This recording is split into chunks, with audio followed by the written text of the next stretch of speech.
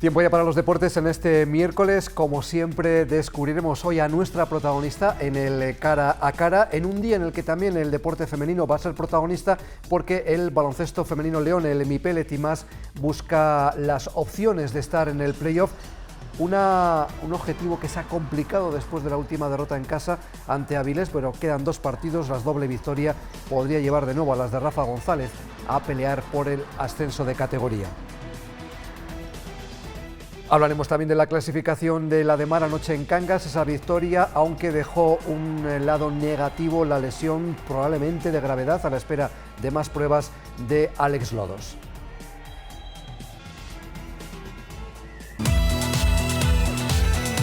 Fonacústica patrocina El Sumario.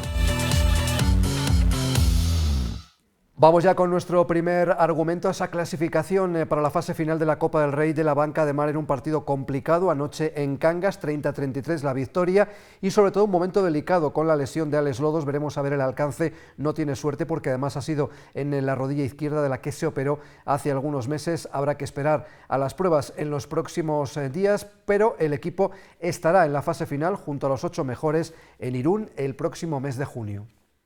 Sabor agridulce en el pase de la de Mar a la fase final de la Copa del Rey. El cuadro de Dani Gordo supo tener la cabeza fría en Ogatañal en los momentos en los que se complicaron las cosas. Lo peor, la lesión de Alex Lodos en la rodilla izquierda, la misma de la que fue operado, a la espera de conocer el alcance. Sin tregua, el equipo prepara ya el partido del domingo en Nava de la Asunción para seguir en la pelea por los puestos europeos. Está la competición muy bonita, ¿no? Estamos ahí varios equipos luchando por las plazas europeas. No es algo que nos obsesione, lo tenemos en la cabeza, pero bueno, lo importante es seguir siendo el equipo fuerte que somos en casa y tanto en casa como fuera, y seguir compitiendo. En tierras segovianas se espera una cancha caliente. También es una cancha muy complicada, allí la gente aprieta un montón y más contra nosotros, ¿no? Que al final es un derbi que todo se iguala, todo se calienta un poco, digamos, ¿no? En el buen sentido, y sabemos también que va a ser un partido muy duro. La cita en feudo del Nava el domingo desde las 12:30. Y en deporte femenino, el BFL quiere aferrarse a las opciones de estar en la fase de ascenso a la Liga Challenge después del último tropiezo ante Avilés. Quedan 2 partidos, la doble victoria podría llevar a las de Rafa González a esta fase. Hemos analizado el momento que vive el equipo con la base colombiana María Álvarez. Perder contra Avilés no entraba en los planes del BFL para estar en la fase de ascenso. Sí, bueno, estamos un poco decepcionadas con el resultado, pero al final tenemos que seguir adelante porque todavía hay chance para seguir con la fase y tenemos un juego muy importante ese fin de semana, entonces estamos enfocados en eso. Fue un partido muy igualado que empezó con un ritmo eléctrico de anotación. El tanteo final, 68-70, obliga a ganar los 2 partidos que restan de la fase regular para poder pelear por el salto a la Liga Challenge. Tenemos que ganar estos 2 definitivamente, entonces ahí, eso es lo que estamos enfocados, ganar estos 2 porque puede pasar lo que sea en esta liga, entonces ahí vamos a seguir con eso. Yo creo que todos los equipos en esta liga son un poco complicados porque nunca sabes lo que va a pasar, que si el balón va a meterse ese día, cómo va a pasar el partido, entonces cada partido es muy importante para nosotros, entonces vamos a hacer adelante así. De momento, la siguiente cita será en Navarra frente a Araguren. Yo creo que siempre la defensa para Rafa, eso es lo más importante, porque al final, como dije, si el balón mete ese día o no, la defensa es lo que nos va a proteger en todo el partido, entonces a seguir con eso muy fuerte. Después se cerrará la competición regular en el Palacio ante el Bosonit Unibásquet en Logroño, ya con la primera plaza prácticamente asegurada. Y es ya el momento de descubrir a nuestro protagonista en el cara a cara. Eva Sagún, ¿qué tal? Buenas noches. Hola, buenas noches. Bueno, el tiempo pasa deprisa porque te preguntaba yo antes de entrar, ¿cuánto tiempo hace que te desvinculaste del ciclismo de élite? Y han pasado más de 20 años. Han pasado 20, lo dejé con 23, voy a hacer 49, así que han pasado unos cuantos, sí. Vamos a viajar, si te parece, en el tiempo, porque tu padre fue un gran ciclista. ¿Cómo fueron aquellos comienzos? A veces, no sé si también servía un poco de presión, o suponía una presión el hecho de que tu padre había sido tan buen ciclista. ¿Cómo fue aquel momento de subirte a la bici y ver que tenías opciones de poder competir? Bueno, pues evidentemente lo vimos desde casa, somos 2 hermanos, mi hermano es el mayor, y era como el que había cogido el rol de ser el que iba a seguir a mi padre, pero no fue así, el rol lo cogí yo. Y bueno, empezamos muy pronto a andar en bici, porque lo veíamos en casa y demás, con 6 años. Yo corrí mi primera carrera con 6 años, y con 12 fue cuando hice muchísimos deportes, pero con 12 fue cuando decidí ser ciclista. ¿Cuál fue ese primer logro, ese primer campeonato, esa primera carrera que tienes en el recuerdo que pensabas, puedo incluso aspirar, como luego ocurrió, a selección española al máximo nivel? Bueno, pues fíjate, fue en una carrera, una Challenge en memoria de Chely Álvarez, que corríamos todas las categorías juntas, eran distintas pruebas en toda la provincia, gané la femenina, y como me codeaba con todas las categorías, y lo hice bastante bien, tenía 14 años, fue cuando dije, yo creo que de esto sí puedo vivir. Y dentro de aquel periplo, selección española, nombres como los de Dori Ruano. Sí, sí. Ya con 16 ya di el salto un poco a nivel nacional, con 18 ya empecé a correr los primeros mundiales y ya me quedaba con lo mejor de la élite de España. En aquellos momentos supongo que ser ciclista chica, profesional, todavía estaba lejos del ciclismo masculino. Sí, bueno, lejos no, años luz. Lo vivíamos totalmente diferente, o sea, las oportunidades eran totalmente diferentes. De hecho, nosotras competíamos con chicos a nivel de España para poder luego codearnos con las mujeres a nivel internacional. ¿Siempre te sentías un poco en esa soledad? Porque aunque el ciclismo es un deporte de equipo, al final parece que dentro de una escuadra hay como roles muy diferentes, ¿no? Según cada circunstancia de la carrera, ¿no? Y al final, si te caes o tienes cualquier problema, al final, no sé si te sentías un poco esa soledad. Bueno, la soledad la sentíamos hasta cuando íbamos a entrenar. Nosotros teníamos aquí un grupo de gente, en la cual yo siempre fui muy afortunada, es verdad. Mi carrera profesional fue muy pareja con la de Javier Pascual, entonces fui muy afortunada en ese sentido porque él me abría muchos campos, me llevaba de la mano, era como su hermana pequeña, entonces hemos ido hasta a mundiales, a concentraciones y demás, siempre íbamos juntos, con lo cual yo en ese sentido tuve mucha suerte. Y entrenar aquí en León con él, pues era una suerte para mí. Era también como un reto el estar con ellos, el poder seguirles, como yo decía, porque además lo teníamos muy claro, o sea, el nivel nos lo daban ellos, o sea, no teníamos otra visión. ¿Ese vínculo incluso se mantiene, sí, aunque pasen los años? Sí, sí, sí. Porque dentro del deporte ese tópico, no solamente para soportar la intensidad de una carrera hoy, mañana otra, por ejemplo en las vueltas por etapas, ese tópico de que el ciclista es de otra pasta, es verdad. Es verdad, sí, como el torero, pero sí, el ciclista yo creo que el hándicap de ser un deporte solitario, aunque luego tengas tu grupo de entreno y demás, es un deporte solitario. Entonces te crea vínculos muy fuertes con un compañero o con un entrenador. Me da la sensación además de que tú te sobreponías todavía con más fuerza a los reveses, porque he visto alguna noticia un poco viendo tu trayectoria, te rompes una clavícula y luego encima no solamente vuelves, sino que vuelves mejor. Bueno, no me quedaba otra. Sí, yo siempre he sido una deportista que me he movido por retos. Entonces, cuando fue la caída más importante que tuve, fue en una Vuelta a Mallorca, en un sprint, y que no me solía meter en los sprints, porque no era mi fuerte, no era ni muchísimo menos el sprint, pero sí que tenía que ayudar a una corredora alemana que vino a nuestro equipo al sprint, y me caí, rompí la clavícula, y a los 15 días, 20 días teníamos el Campeonato de España. Para nosotras un Campeonato de España era muy importante porque era la avanzadilla de un mundial. Mira, ahí está la noticia. Ahí está la noticia. Gesto de dolor. Sí. Además, bueno, luego os diré que nadie se creía que no me dolía. O sea, tenía la clavícula rota total y me decían, es que no estás llorando, no te duele. ¿Era peor la rabia al dolor en ese momento? Bueno, yo tenía como miedo. Era, ¿qué me va a pasar ahora? Y yo solo estaba pensando en el Campeonato de España, en el Mundial, romper la clavícula, qué suponía para poder seguir entrenando. Entonces, pues, si me tenían que operar, si no... Tuve suerte, no me operaron, pude seguir entrenando, hicimos ahí malabares con la bicicleta para seguir entrenando, hacer rodillo. A los 20 días, ya te digo, corrí el Campeonato de España, quedé sexta, y un gesto muy deportivo, lo ganó Joane Somarriba, que para mí fue la mejor corredora que ha habido en España, y me regaló la medalla cuando bajó del podio. Y de allí nos marchamos como premio, el seleccionador me llevó al Giro de Italia. Entonces, pues bueno, luego ya sí, fui al Campeonato de Europa y al Mundial. Pero sí. ¿Qué te decía tu padre en aquellos momentos? Pues mi padre nunca se metió excesivamente, por no decir nada, en mi carrera deportiva. No es un padre al uso de que... ¿De dar consejos a lo mejor? O darte esa cierta autonomía, ¿no? De que eran carreras diferentes, ¿no? Sí, sí, a mí me dejó como muy grabado desde pequeña de que era un deporte solitario, de que tenía que entrenar mucho, que me iba a tener que sacrificar mucho y que él no iba a estar. O sea que los kilómetros los iba a tener que hacer yo. Si me caía, me tenía que levantar yo. ¿Te sentías en alguna ocasión con peso por llevar el apellido Sahún? Siempre, sí, sí, sí.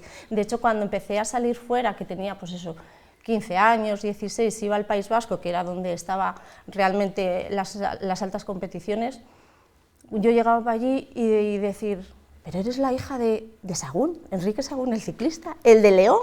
Yo sí, sí. ¿Y dónde está tu padre? No, he venido sola, he venido en autobús. Como que no se creían que mi padre me dejara ir sola bueno, pues eso, a abrir mundo en el ciclismo. De todas esas fotografías que te acompañan, ¿cuál es la que tienes más grabada a fuego?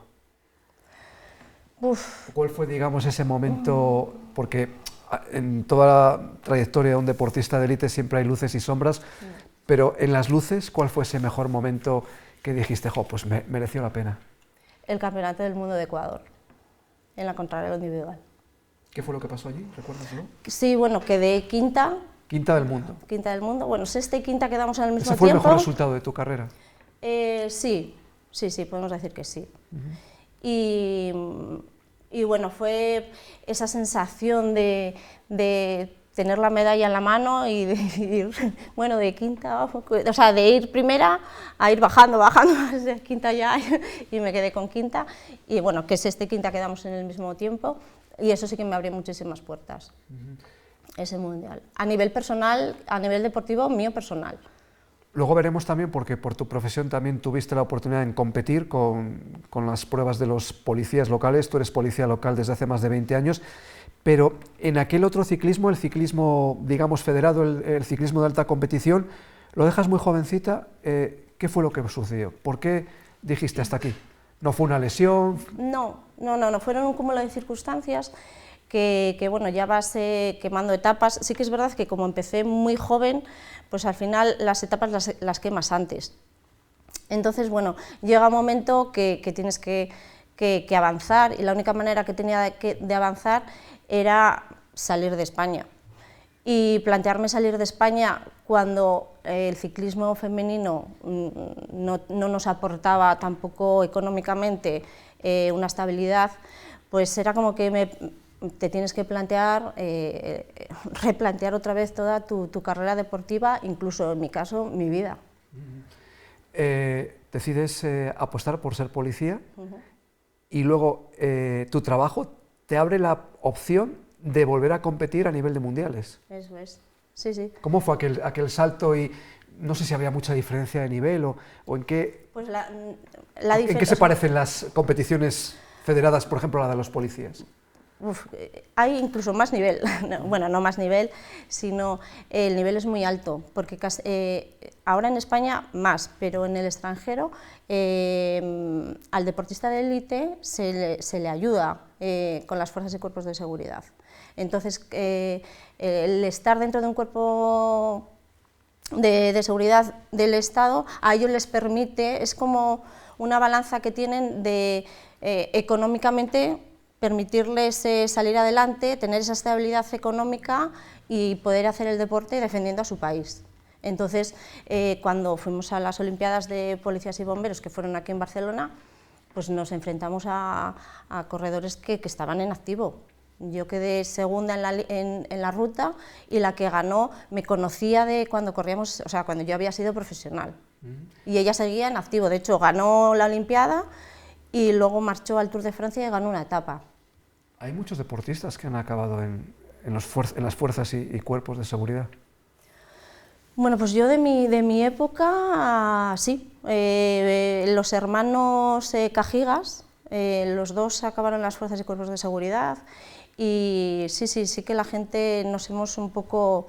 A ver, los que eran profesionales, ellos no, porque bueno, han salido, hay muchísima gente que sigue vinculada al deporte, sobre todo al deporte del ciclismo, o bien con una federación, como estamos viendo ahora con Alejandro Valverde, que deja el deporte profesional, pero sigue vinculado. Esos más, bueno, son muy pocos, porque evidentemente no hay tantos puestos para todos, pero la gente sigue vinculada, o sea, yo creo que hay más gente vinculada a lo que es el deporte que los que hayan sido profesionales, ¿eh? En tu caso, con la experiencia de todo lo que viviste, ¿nunca te llamó o tuviste la tentación de dedicarte a lo mejor a entrenar, a estar con otras corredoras? No. A ver, yo cuando dejé el ciclismo profesional, había arrancado hacía poco la Escuela Municipal de Ciclismo, como un deporte pionero, que la arrancó Quique Carrera, y entonces yo fui monitora de la escuela municipal durante pues, un año, un año. Y fue la única vinculación que tuve con el deporte, después de haber dejado de ser profesional. Cuando ves, por ejemplo, a clubes como el ENEICAT, que aunque la mayoría son ciclistas de otros lugares, pero lleva un poco el nombre de León, a lo mejor alguna vez has pensado, bueno, si esto me toca o pasa ese tren justo en el momento en el que yo estoy en activo. Bueno, me encanta que esté el ENEICAT, que lo lleve quien lo llevan fenomenal. En Eris, sí. Sí. Coincidí con ella en un campeonato de Europa, por ahí anda una foto. Y no sé qué me has preguntado. Sí, el tema de si ahora mismo el ENEICAT hubiera coincidido en el tiempo contigo, a lo mejor es decir, tengo un equipo profesional aquí en mi tierra, sin moverme. Bueno, pues hubiera sido perfecto, pero no se dio el caso. Sí que lo veo con nostalgia, pero en estos tiempos pues no. Oye, yo una de las cosas, lo hemos hablado porque nos conocemos y yo creo que es muy importante también porque, fíjate, hablábamos de la rotura de la clavícula, pero a veces la cabeza es muy importante, ¿no? Y no sé si también a veces el deportista de élite en el que hay tanta presión con los resultados, con llegar al primero, por ejemplo en el ciclismo, lo hemos visto en otros deportistas, también ahí tu cabeza llegó un momento en el que dijo, bueno, voy a empezar a cuidarme también mi salud por dentro. Sí, yo siempre lo digo y además creo que cuanto más se visibilice muchísimo mejor, que es el tema de la salud mental y sobre todo la salud mental en este caso en el deporte. Es importantísimo, de hecho ya casi todos los equipos profesionales tienen un médico especializado. Nosotros fuimos muy pioneros en el campeonato del mundo de Suecia, me parece, llevábamos un psicólogo. Fue la primera vez que se llevaba un psicólogo y para trabajar con nosotros. En ese caso era como quitar miedos, un poco darnos otras vías de lo que conllevaba el deporte, una bicicleta y demás. Muchas veces lo más importante es reconocer, ¿no?, que tienes el problema y sí, a partir de ahí buscar profesionales, sí. Porque son situaciones en las que te puedes meter en una habitación a oscuras. Sí. De hecho hay, por desgracia, deportistas de élite que en el momento que dejan la alta competición pues no encuentran esa salida o no saben buscar... Para ti fue clave la ayuda de profesional. Sí, yo tenía, en ese sentido sí que tuve la ayuda familiar, la ayuda de amigos, de profesionales y de pedir ayuda extra. Tenemos una amiga en común que me ha dicho aquí por el pinganillo, Ainhoa Natal, también estuvo con nosotros en la Santiago contra el cáncer, ¿te acuerdas? Sí. ¿Otra experiencia bonita? Muy bonita, sí. ¿De apoyo? De apoyo, sí, porque sí, tú ibas sí. corriendo, si necesitabas cualquier cosa, allí había una ciclista que te daba agua, que te daba lo que hiciera falta. Sí, sí, sí.